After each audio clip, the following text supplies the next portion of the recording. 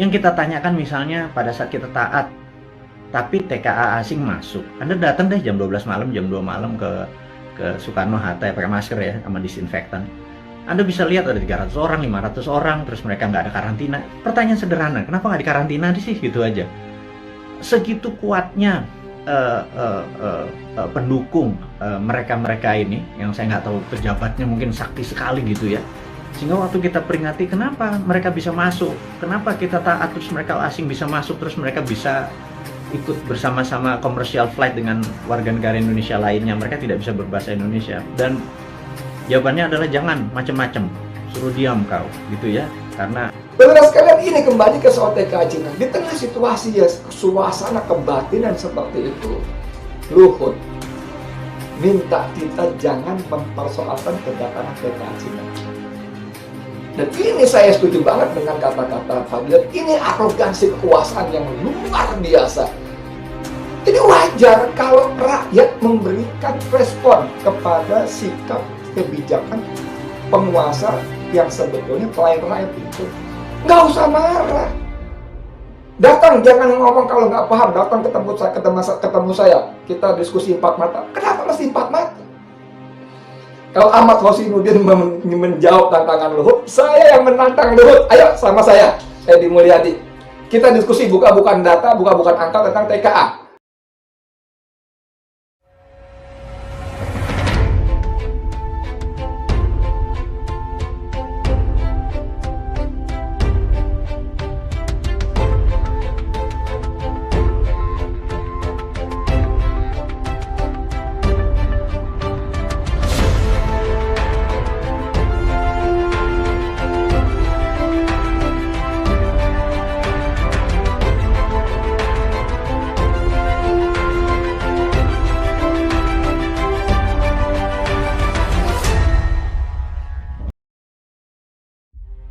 Netizen dibuat geram dengan fakta yang ditemukan bahwa sebuah bedeng mirip villa berdiri di kawasan perbukitan area tambang di Kecamatan Simpenan, Kabupaten Sukabumi. Tidak seperti bedeng pada umumnya, hunian yang ditempati 4 warga negara asing asal Cina itu terlihat lebih mewah. Ada sekitar 6 kamar di bedeng berbentuk panggung tersebut.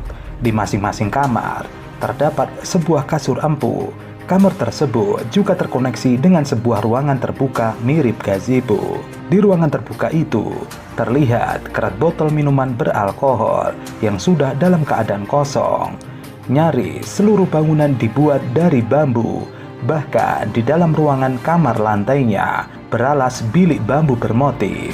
Petugas kantor imigrasi kelas 2 non-TPI Sukabumi menemukan 4 orang warga negara asing asal Cina dan 1 orang asal Malaysia di area pertambangan tersebut. Kepala Seksi Intelijen dan Penindakan Keimigrasian Kantor Imigrasi Sukabumi sempat mengumpulkan para WNA di ruangan terbuka di dekat bedeng.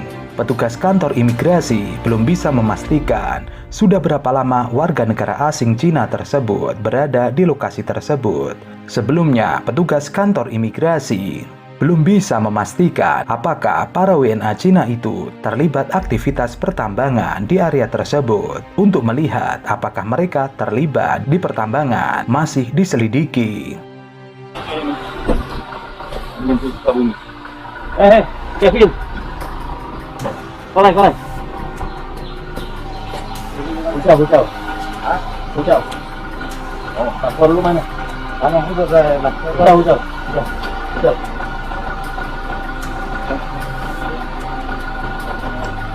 Berapa lu? Hah? Woi! Hei! Kabian! Kolai! Ini cu! Kolai!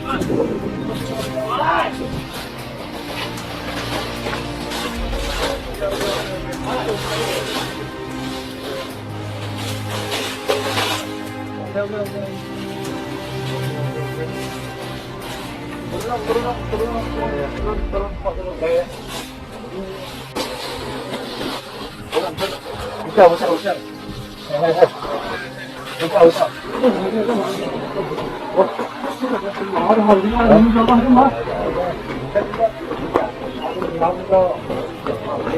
Hujau. Ya. No, balik. Ya, hujau.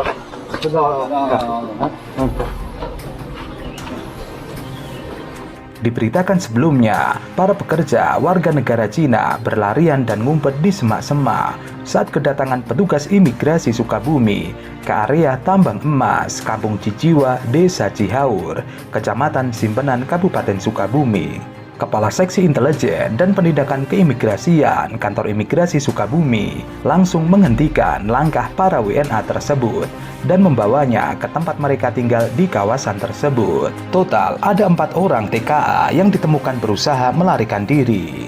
Saat ini, mereka masih diperiksa intensif di kantor imigrasi. Sementara, kelima warga negara asing ini memiliki izin tinggal. Pihak kantor imigrasi Sukabumi tidak bisa memberikan data identitas kelima WNA itu ke awak media.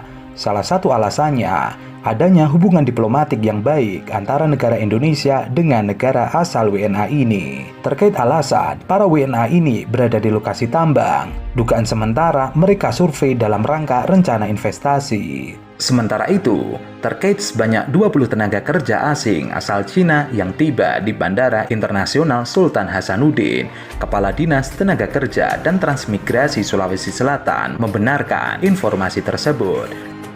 Adalah 20 orang TKA asal Cina yang datang tanggal 3 Juli tahun 2021 kemarin itu datang melalui Bandara Soekarno-Hatta. Jadi proses penyelesaian keimigrasian sudah dilakukan secara prosedur di Bandara Soekarno-Hatta. Kemudian memang mereka tiba di Bandara Hasanuddin Makassar, kemudian mereka akan dibawa ke PT Huadi.